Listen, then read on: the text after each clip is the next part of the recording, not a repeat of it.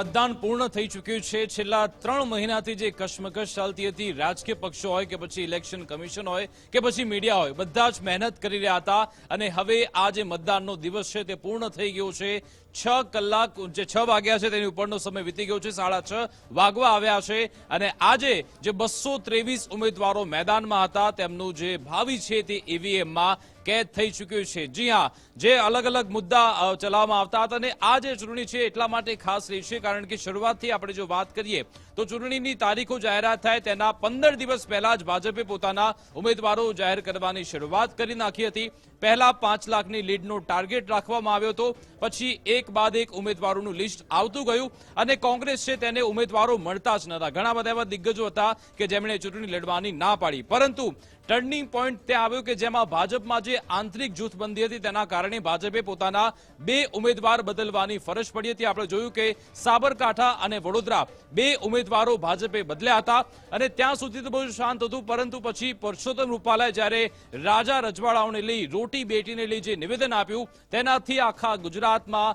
માહોલ બદલાઈ ગયો, સમીકરણ બદલાતા ગયા, ક્ષત્રિય સમાજ મેદાનમાં આવ્યો અને કોંગ્રેસને પણ જાણે કે દોડવું હતું અને ઢાળ મળી ગયો અને ત્યારબાદ જે જ્ઞાતિ જાતિના સમીકરણ છે બંને પક્ષોએ બેસાડવાની શરૂઆત કરી। કોંગ્રેસ પણ ક્યાંક થોડા કોન્ફિડન્સમાં જોવા મળ્યું હતું, પરંતુ આ વખતની જે ચૂંટણી છે તે કોઈ વિકાસ કાર્યો પર લડવામાં નથી આવી કે જે રાજકીય પક્ષે તેમણે કરેલા કામ હોય અથવા તો જે રાજકીય પક્ષે ભવિષ્યમાં શું કામ કરવા માંગે છે તેના પર આ ચૂંટણી યોજવામાં નહોતી આવી। આ ચૂંટણીમાં મંગલસૂત્ર આવી ગયું, પાકિસ્તાન આવી ગયું, આ ચૂંટણીમાં અનામતનો મુદ્દો આવી ગયો, બંધારણ જતું રહેશે, આ બધી બાબતો ચર્ચવામાં આવી હતી, પરંતુ કમનસીબી એ છે કે લોકોની જે સુવિધા છે, સુખ સુવિધા છે, પ્રાથમિક સુવિધા છે, વિકાસ કાર્યો છે, આ બાબતે ચૂંટણી યોજવામાં નથી આવીને કારણ એટલા માટે જ લાગી રહ્યું છે કે સવારથી જે મતદારોમાં નિરસતા જોવા મળી રહી છે તેની પાછળનું આ સૌથી મોટું કારણ છે। આખરે આજનો દિવસ કેવો રહ્યો, જે મતદાતાઓ છે તેમણે કયા મુદ્દાઓને આધાર રાખીને મતદાન કર્યું છે તેનું વિશ્લેષણ કરવું પણ જરૂરી છે। અમારી સાથે આખી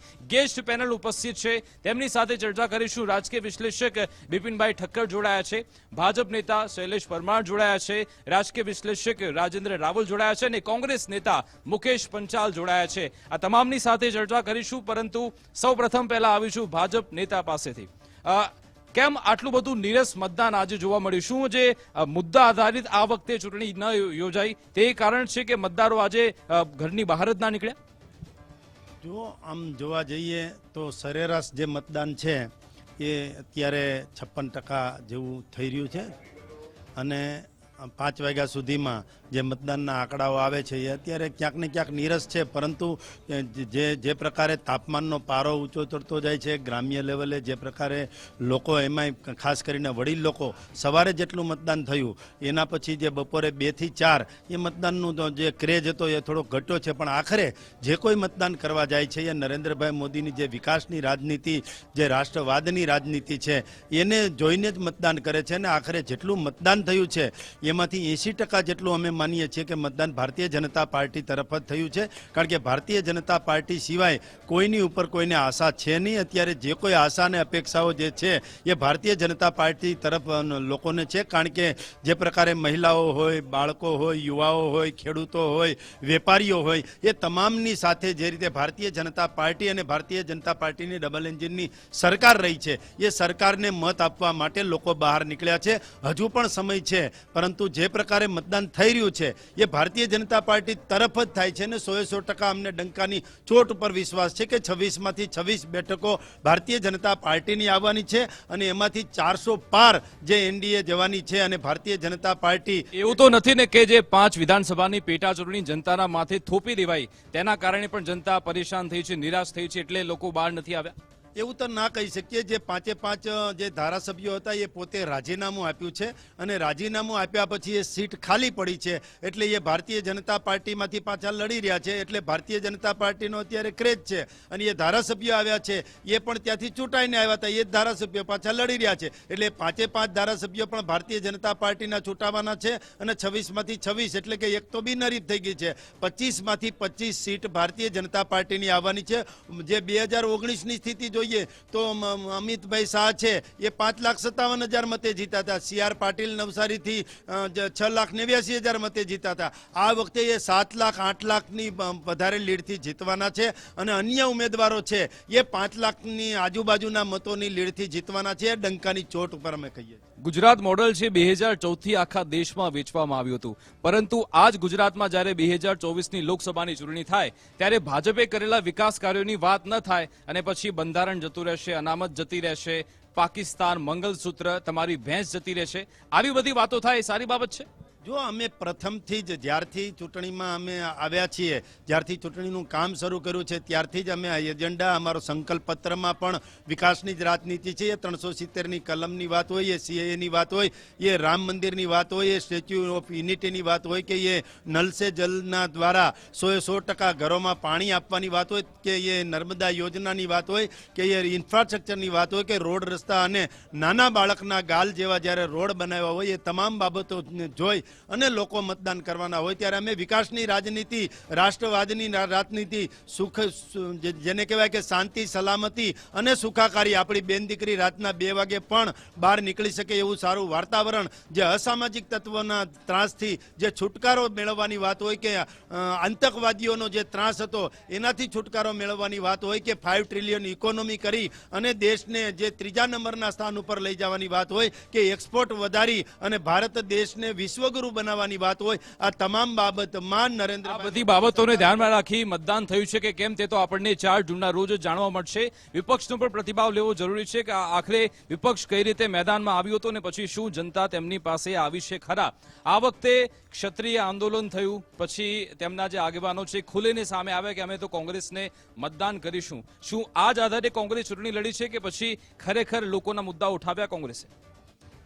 સૌ પ્રથમ તો હું એવું માનું છું કે લોકશાહીની અંદર કોઈ પણ સમાજ દેશનો હોય ને, એ માણસ કોઈ પણ મુદ્દે આંદોલન કરે કે જ્યારે સત્તા પક્ષ જવાબ ના આપે કે ન્યાય ના મળે ત્યારે એ વિરોધ પક્ષની એક ભૂમિકા થઈ જાય છે કે સમાજને સાથ આપવો જોઈએ.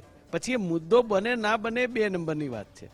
બીજી વાત એવી છે કે આ જે વાત છે ને, જે તમે ક્ષત્રિય મુદ્દો કીધો, એમાં એક યુવાને કહ્યું છે, એ આખા સોશિયલ મીડિયામાં છે, એણે એક વાત સારી કરી છે કે રાજ ઉપર ઘા થઈ શકે પણ લાજ ઉપર ઘા કદી ન થઈ શકે એવો ઘા ભાજપે કર્યો છે એ ગુજરાતની જનતા ઉપર. એટલે આ બહુ મોટી વસ્તુ છે. ભલે એને મોદી સાહેબ જ્યારે પુરુષોત્તમ રૂપાલાની વાત થતી હતી ત્યારે જે ક્ષત્રિયો હતા એમણે કહ્યું નહોતું કે ભાજપને મત નથી આપવા, એમણે એવું જ કહ્યું હતું કે રૂપાલા સાહેબને તમે બદલો. બરાબર છે. તો હું એવું માનું છું કે મતદાનના 2 દિવસ સુધી લોકલાડીલા પ્રધાનમંત્રીને આ વસ્તુ જ યાદ ના આવીને ક્ષત્રિયોના શબ્દો કાને ન અથડાયા.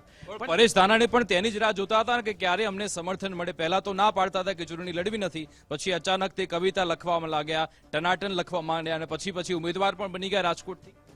એમાં એવું છે ભાઈ કે જ્યારે જેની સામે જે પાર્ટી રણનીતિ નક્કી કરે એ રીતે જ ઉમેદવાર તો હોય ને. એમાં પરેશભાઈ હોય કે ગમે તે બીજા ભાઈ હોય, પણ જ્યારે પાર્ટીએ નક્કી કર્યું કે પુરુષોત્તમભાઈની સામે પરેશભાઈને લડાવવાના છે એટલે વાત ત્યાં પૂરી થઈ જાય છે. પછી એ ટનાટન શું હતું એ તો તમને બધાને ખબર છે, પણ મારી વાત હજી ત્યાં પૂરી નહોતી થતી કે જે નરેન્દ્રભાઈ મોદીને આ વાત મતદાનના 2 દિવસ પહેલા ખબર પડી કે આ તો સાલું ગુજરાતના ગામડે ગામડે અને મધ્યપ્રદેશ, રાજસ્થાન, પંજાબ, દિલ્હી બધી જગ્યાએ ક્ષત્રિયોમાં વાત પ્રસરી છે અને મને નુકસાન થશે એવું લાગ્યું એટલે એમણે ગુજરાત આવી અને રાજવીના આશીર્વાદ લેવા ગયા. અને પછી એમણે જાહેર સભામાં એવી વાત કરી કે હવે મને જે આશીર્વાદ જામ સાહેબના મળ્યા છે એમાં કાંઈ ઘટે ખરું. તો મને એવું થાય છે કે હું પણ સૌરાષ્ટ્રનો છું, અમરેલીનો વતની છું, ગોહિલવાડમાં મારું સાસરું છે. મને એવું થાય કે રાજવી છે ને જ્યારે આશીર્વાદ આપવાના આવે ને તો કોઈ પણ સમાજનો માણસ, તમે હોય, હું હોય, મોદી સાહેબ હોય કે કોઈ પણ આમાંથી કોઈ દીકરો દીકરી હોય, એ જાય એટલે આશીર્વાદ આપે. પણ એમને એટલી પણ ખબર હોય કે જ્યારે અમારી મા બેટી માટેની વાત કરનાર પુરુષોત્તમ રૂપાલાજીને, તો રાહુલ ગાંધીએ શું નિવેદન આપ્યું હતું? રાજા રજવાડાનું અપમાન તો રાહુલ ગાંધીએ પણ કર્યું હતું. તે બાબતે તમારો મત અલગ હોય છે ને પુરુષોત્તમ રૂપાલાનું જે નિવેદન છે તેને પકડી પાડવામાં આવે છે. ઉમેશ મકવાણા પણ તે અપમાન કરી ચૂક્યા છે. જો ત્યારે જામ સાહેબના મનમાં એવો સવાલ આવ્યો કે આ મોદીજી અત્યારે આશીર્વાદ લેવા આવ્યા છે એટલે એમણે આપ્યા, પણ એમનો દાવાનળ અને એમનો જે સમાજ છે, જે રાજવીઓ છે, જે ક્ષત્રિયો છે, એ સત્રાણીઓ ભૂલી નથી. એ વાત એમને ધ્યાન રાખવી જોઈએ. હવે રાહુલ ગાંધીની વાત કરીએ. હવે રાહુલજીની વાત કરીએ કે રાહુલજીએ જે વાત કરીને એ તો પ્રધાનમંત્રીએ 1.5 વર્ષ પહેલા સંસદમાં કીધું છે. ડિટ્ટો વર્ડ તમે જોઈ લેજો. અને બીજી વાત તમે ઉમેશ મકવાણાની કરી, જે અમારા ઇન્ડિયા ગઠબંધનના આપના ઉમેદવાર છે. એમણે પેલા તમે પૂછી લો શું પૂછવું. એટલે એમણે એવું ક્યાંય કહ્યું નથી કે રાજવીઓનું ખરાબ. એમણે એવું કહ્યું હતું, મેં સ્પષ્ટ આખી ડિબેટ જોઈ છે, કે પહેલાના જમાનામાં અંગ્રેજો આ જે રાજા રજવાડા હતા એ લોકોને જબરજસ્તીથી એમાં બોલ્યા હતા. તમે ઉમેદવાર છે એટલે તમે એનું સમર્થન કરશો. રાજકીય વિશ્લેષક છે, આપણે તેમનો પણ મત લઈ લઈએ. આપનું શું માનવું છે કે આજે આખી 2024ની લોકસભા ચૂંટણીથી ગુજરાતની, તેમાં અલગ અલગ મુદ્દાઓ સામે આવ્યા. પાઘડીની વાત થઈ ગઈ, અફીણની વાત થઈ ગઈ, પછી બબુચક કહેવાયું, નપુસંગ કહેવાયું, પણ વિકાસ કાર્યોની ક્યાંય વાત ન થઈ. શું તેના કારણે આ મતદાતાઓ છે આજે નિરસ જોવા મળ્યા હતા? મુખ્યત્વે મતદારોને જે છે એ વિકાસ અને વિકાસની આખી ગતિવિધિ જ જોઈએ, પરંતુ આ જે અન્ય જે મુદ્દાઓ જે વિકાસની બહારના આવ્યા અને એના કારણે જે છે કે મતદારોને પોતાના જે હતું કે ભાઈ મારે શું પસંદ કરવું, કયો લીડર પસંદ કરવો, એ બાબતે બહુ દ્વિધા હોવાને કારણે પણ આ જે છે 4 થી 5% જે છે એ વોટિંગ ઓછું થઈ શકે છે. એટલે હાલમાં જે 5 વાગ્યા સુધી જે 55% જે થયું છે એ મારા મતે જે છે કે 62%, 61 થી 62% જેટલું રહેશે. અને મુખ્યત્વે જે પેટર્ન જો જોઈએ તો ફેઝ 1, ફેઝ 2 અને ફેઝ 3 એ ત્રણેયમાં 3% જેટલું ઘટાડો આવ્યો છે. અને એની ઇમ્પેક્ટ જે છે એ મુખ્યત્વે બીજેપીમાં મુખ્યત્વે એવું જોવા મળશે કે ભાઈ એમાં જે વોટિંગ માર્જિન જે છે એ 5 થી 10% જેટલો ઘટી શકે એવરેજ. અને બીજી બાજુ જોઈએ તો કોંગ્રેસ જે છે, કોંગ્રેસ અને આપને જે શેરિંગ જે એમને 26% જે હતું એ 26 એ વધીને એ 32 થી 35% સુધી થઈ શકે છે. પરંતુ મુખ્યત્વે એ કહીશ કે આપ અને કોંગ્રેસને એ કેટલી સીટો મળે એ કેવું હાલમાં મુશ્કેલ છે. બિલકુલ. અને વિધાનસભામાં આપણે જોયું હતું કે ઘણી બધી એવી બેઠકો હતી કે જેમાં આપ અને કોંગ્રેસ જ્યારે અલગ અલગ લડ્યા હતા ત્યારે તેમના જે મત છે તે વિભાજિત થઈ ગયા હતા, પરંતુ જ્યારે બેનું કાઉન્ટિંગ સાથે થાય છે ત્યારે ભાજપ કરતા પણ મત વધી ગયા હતા. ઘણી બધી એવી બેઠકો હતી. રાજેન્દ્રભાઈ, આપનું શું માનવું છે? આ લોકસભામાં બનાસકાંઠા હોય કે પછી આણંદ હોય, સુરેન્દ્રનગર, આ બધી એવી બેઠક છે જેના પર એવી ચર્ચાઓ થઈ રહી છે કે કદાચ આ બેઠકમાં કોઈ નવા જૂની થઈ શકે છે. આપનું શું આકલન છે, આપનું શું મંતવ્ય છે? શું આ બધી બેઠકો પર કોઈ નવા જૂની થવાની શક્યતા ખરી? જગતનો સૌથી મોટો ચૂંટણી જંગ એનો ત્રીજો તબક્કો પૂરો થયો. અત્યાર સુધી જેટલી લોકસભાની ચૂંટણીઓ થઈ આ દેશમાં, ગુજરાતની જ પછી વાત કરીએ આપણે, તો એમાં દરેક ચૂંટણી વખતે એક મુદ્દો હોય છે. તમે 1952 થી શરૂ કરીને 2024 સુધીની ચૂંટણી તમે એની ઘટનાઓ તરફ નજર નાખો તો પુરુષોત્તમ દાસ કાકાનું ખેડૂત આંદોલન, ટેનન્સી એક્ટ, પુલવામા, મોદી સાહેબને મોતના સોદાગર કહેવા, દરેક ચૂંટણી વખતે એક ઉત્તેજના ભર્યો માહોલ હોય છે. એવો ઉત્તેજના ભર્યો માહોલ આ ચૂંટણીમાં નથી. નંબર 2, હવે ગુજરાતની વાત કરીએ. ગુજરાતની 26 બેઠકોમાંથી એક તો એમને મળી ગઈ ભાજપને, અને એના પ્રત્યાઘાત એવા પડ્યા કે ભાઈ સુરતની અંદર એ બીજેપીનો ગઢ કહેવાય. એમાંથી કોઈ પણ ઇલેક્ટ્રિકનો થાંભલો, જેમ કોંગ્રેસ વખતે કહેવાતું ને કે ભાઈ ઇન્દિરાના નામે ઇલેક્ટ્રિકનો થાંભલો ઉભો રહે તો પણ જીતી જાય, તો સુરતની અંદર કોઈ પણ વ્યક્તિને ઉભા રાખવામાં આવ્યા હોત તો પણ એ સીટ ભાજપની જ હતી. છતાં આવું કેમ થયું? આ નંબર 1. બીજો મુદ્દો ગરમી. ત્રીજો મુદ્દો જે પેટા વિધાનસભાની ચૂંટણી થઈ એમાં જે ઉમેદવારો હતા એમાંથી કોઈ ઉમેદવાર લગભગ ચેન્જ થયા નહીં. એટલે એક તો પ્રજામાં નિરસતા આવી ગઈ કે ભાઈ આ તો દર 1.5 વર્ષે આના આવશે, ફરી પાછા પક્ષ બદલશે અને ફરી આપણે જવાનું. એટલે મતદારોની અંદર કરિશ્માઈ જે ઉત્સાહ હોવો જોઈએ નહોતો. ત્રીજો મુદ્દો, ગુજરાત સરકારે આપણે નો ડાઉટ કહેવું જ પડે કે છેલ્લા આ ભાજપની સરકાર આવ્યા પછી એનો જે વિકાસ કર્યો છે, ઇન્ફ્રાસ્ટ્રક્ચર, રોડ, રસ્તા, પછી દુનિયાની મોટી મોટી કંપનીઓ ગુજરાતમાં આવી, પણ એનું ક્યાંય નામ નિશાન સુદ્ધા લેવાયું નથી. એટલે એ કેમ નથી લેવાયું? તો વહીવટી તંત્ર પાંખું છે. સિંચાઈની પણ સમસ્યાઓ છે. બનાસકાંઠાના તમે રિવ્યુ જુઓ તો બનાસકાંઠાની અંદર લોકો કહે છે કે ભાઈ અહીંયા કંઈ સિંચાઈમાં થયું નથી. આ બધું માર્કેટિંગ છે. તો આ પ્રક્રિયા વચ્ચે જ્યારે ચૂંટણી આવી ત્યારે આ પહેલી વાર 2024ની ચૂંટણીમાં લોકોએ મજા લીધી. પણ ઉત્તેજના નથી. કોઈ મોદી સાહેબની જે લહેર હતી, દરેક ચૂંટણીમાં એક લહેર હોય, એક પ્રવાહ હોય, પણ આ વખતે પ્રવાહ પણ નથી અને પરિસ્થિતિ પણ નથી. એટલે મતપેટીમાં જઈને મતદારે શું કર્યું છે એક તો આપણે એના આધારે નક્કી કરી શકીશું કે શું થાય. અત્યારે કહેવું વધારે પડતું કહેવાય કે કોને કેટલી સીટ મળી જશે.